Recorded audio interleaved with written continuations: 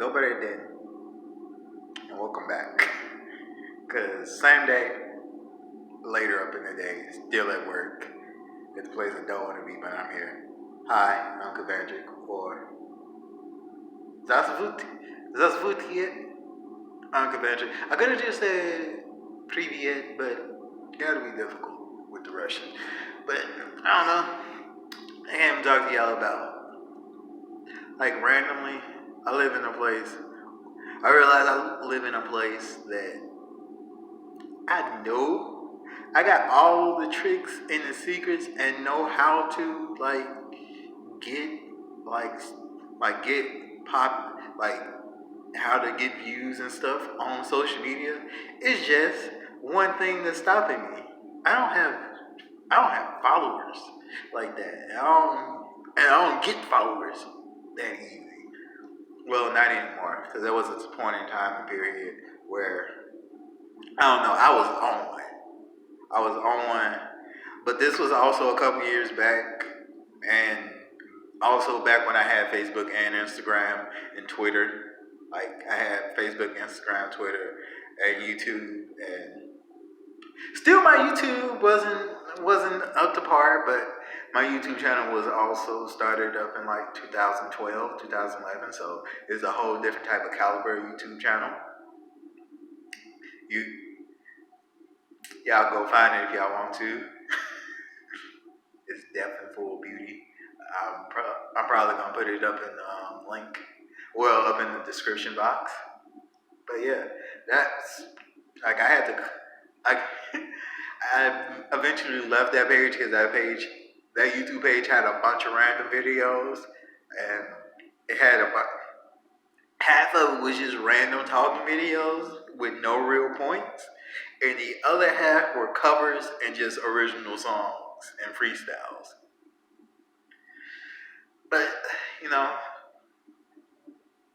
decided I think last year is when I started my YouTube channel. So I decided sometime last year during the pandemic I was gonna start a YouTube channel and did, and now I've been going steadily. But for the longest, I was I was on and off gaining traction on Instagram. And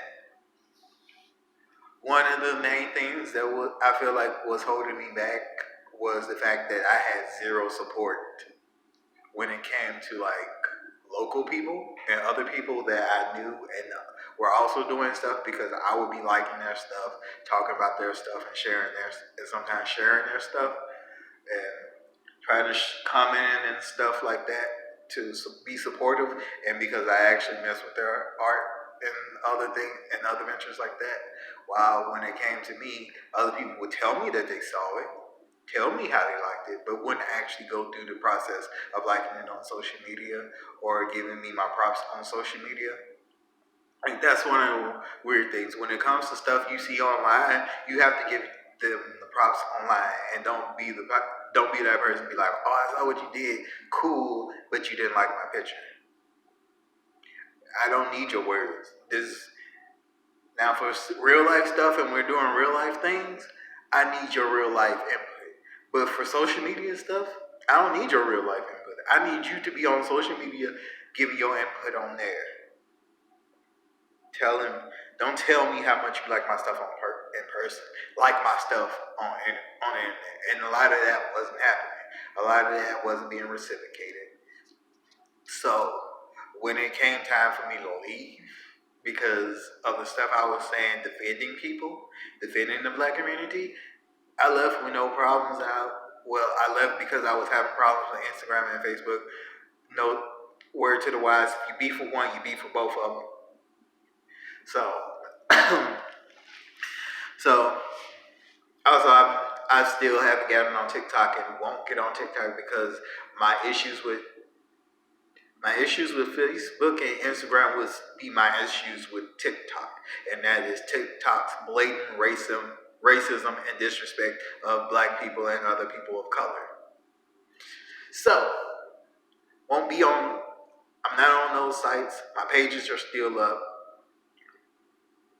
Deaf and Full Beauty for Instagram, and Kavandrick Landing for like my Facebook. If y'all want to go see them, y'all want to go look at them. I can't give you links to them because don't have them. But yeah, people here don't really realize the scope of my social of how much of a social media presence I really did have at one point. Because to this day, I haven't met anybody down here who's gotten discount codes for jewelry, for beads, for paraphernalia, for hair, for hair products, for just a lot of random stuff. I literally had coupon codes for. I was getting some people who own these things would see me like on social media on Instagram like giving bars, just giving bars, like showing them like, hey, I'm actively doing this and I'm actively pursuing whatever this is. I got some in the hair stuff. Like they was trying to I had companies really trying to send me bundles. Well, not trying to send me discounts on bundles, and I'm like, I don't wear weaves, and the only reason they was trying to do that is because my drawings. Like I was getting getting offerings for hair stuff simply on the strength of they liked how my natural drawings, my natural hair drawings, how they look.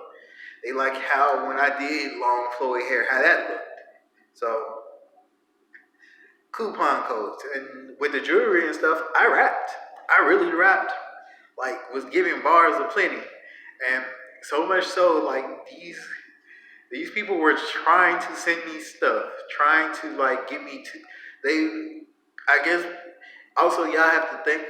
At the time, my following was where it stands now, 200 or below. So, I feel like if I really did have support from people who say they really did support me, then yeah, I would have had more views and I would have had more followers, and I could have they would have upped the ante with their stuff. But I had a certain number of followers, so I understood you can't send me these products for free because, well, yes, I am getting views on a regular, and I am getting likes on a regular. It's not it's not a lot. So I'm only reaching a small market. So for me, I understand them wanting to send me discounts for stuff to promote their stuff. I understand them wanting sending me discount codes. So if somebody say, hey, where you get that from, I can tell them, and then I can get y'all a discount. But all that always fell through because I never had support. I never had money to back my own self.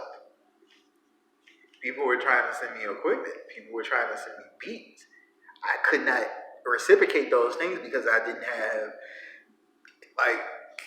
money to do these things, and I didn't have nobody. And y'all might not believe this, but well, it's not that hard to believe. But I didn't have friends or family who believed in my dreams. I still don't have friends and family who put forth effort to help me out with my dreams. They just say they support me. To this day, I have not told it. My family, most of my family and friends, still to this day have not heard my demo. I released a demo a whole year ago and refused to let them hear it, refused to acknowledge it to them. I'll tell random strangers about my demo and how they should go listen to it, but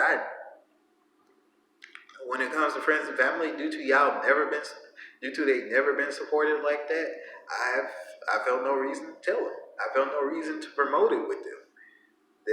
When there is no reason, I don't hear them. I mostly hear them listen to rap. So and due to a lot of times when on a song or rap, they turn up music. They tell me, hey, that's cool, but could you keep it down? So up in my mind, there's no need to tell them. They don't want to support me. They don't never ask me what I'm doing with music. What am I really serious?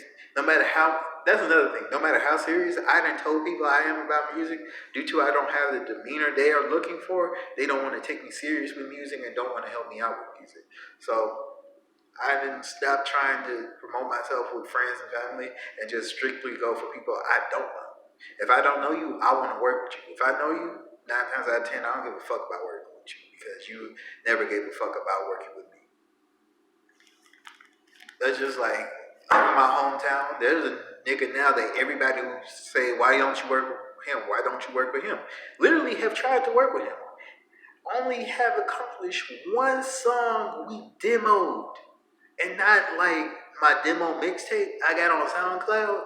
It's not like that. When I say demo, I mean I pulled my phone out and recorded me rapping. That's all I could do. And then I told him like, "Hey, let's get back together and let's work on it." The nigga never got back to me, and that's a recurring thing with him. He'll say, "Oh, let's work together, let's work together," and that's pretty much what everybody I'm here up in this town with is. When it comes to me, is like, "Let's work together, let's work together, let's work together," and then when I come up and say, "Okay, let's work," it's like, ooh, we didn't think he was actually serious. Like, I think people think I'm all talking, and because I have this air about myself about always being confident in what I say and what I do, I think they're just like, "Oh, he's just talking shit. He's just saying he could do this, he could do that." No, I actually put forth the effort to do that and do this and that. But it's right now I'm just going through the whole motions of trying to promote myself and trying to get myself out there with limited resources, limited options, and I don't know. I feel like I might need it. I might need a manager. I don't know where I'm about to be a manager, but I need a manager. Not from here. Not from here. And not nobody I know from here. Because I'm not gonna get played. I'm not even gonna do that myself like that. But it's very, I don't know. It's very tiresome to constantly be working on projects with no way of them coming out and no way of being able to get them out.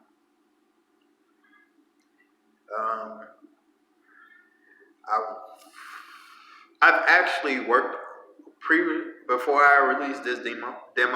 I previously worked on 2 other mixtapes that never saw the light of day, that never even got a chance to be recorded. My first 2 mixtapes, I literally worked so hard on them.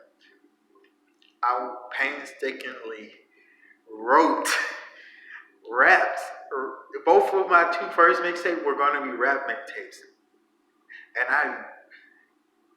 and you can hear a lot of, like, if you go to my Instagram, like I told y'all, Deaf and Full Beauty, you will see like them freestyles. A lot of them are demos to 2 different. Like, I had 2 different personas. My first persona I was gonna come out with was Trill Cosby, aka Dr. Heathcliff, Hustle Bucks. And then I was gonna second one. I had dyed my hair blonde at the time, was Crocodile Blondie, aka blonde, the blonde one, aka Crocodile. Like, came out with wrote for them, wrote like songs geared towards them, came up with concepts for albums, was working on album art, was getting, like, one of my friends, he said, as long as you get the help, as long as you get stuff done, I'ma edit it for you. So he would constantly take pictures randomly for my stuff, and when it came time to try to get it recorded, couldn't find nobody. Nobody wanted to work with me. Every time I try to get recordings, it wasn't happening. But sad.